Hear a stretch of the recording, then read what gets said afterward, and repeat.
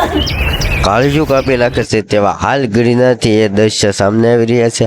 એ પરિવારની વેદના છે જેમને 11 વર્ષનું બાળક ખોઈ રહ્યા છે। નમસ્કાર દર્શક મિત્રો, હાલ ગિરનારથી સૌથી મોટા સમાચાર આવી રહ્યા છે। હાલ વિડીયો જોઈને તમે પણ શોકી જશો। મિત્રો, હાલ ગિરનારથી ઇતિહાસમાં પહેલીવાર આવી ઘટના બની। હાલ એ ઘટના શું છે, હું સંપૂર્ણ માહિતી ચાલો આપણે સાથે મળીને જોઈએ। ગુરુ દત્તાત્રેયના દર્શન કરવાની આસ્થા સાથે આવેલા મહેમદાવાદના એક પરિવાર પર વહેલી સવારે આભ તૂટી પડ્યું છે।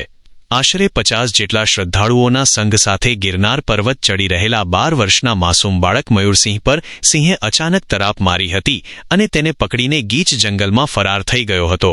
આ ઘટનાને પગલે સમગ્ર ગિરનાર પર્વત પર ચીચિયારીઓ ગુંજી ઉઠી હતી અને યાત્રાળુઓમાં ભારે ભયનો માહોલ વ્યાપી ગયો છે। માત્ર 50 પગથિયાં ચડ્યાને કાળ ભેગો થયો। મળતી માહિતી મુજબ મહેમદાવાદનો આ પરિવાર વહેલી સવારે ઉત્સાહભેર ગિરનારની યાત્રાએ નીકળ્યો હતો। હજુ તો તેમણે માંડ 50મી 60 જેટલા પગથિયાં ચડ્યા હશે ત્યાં અંધારાનો લાભ લઈને અચાનક એક સિંહ ત્રાટક્યો હતો। સિંહે સીધો 12 વર્ષના મયુરસિંહ પર હુમલો કર્યો હતો। આસપાસના લોકો કંઈ સમજે કે બચાવવાનો પ્રયાસ કરે તે પહેલાં જ હિંસક સિંહ બાળકને મોંમાં દબાવીને જંગલ તરફ ભાગી છૂટ્યો હતો।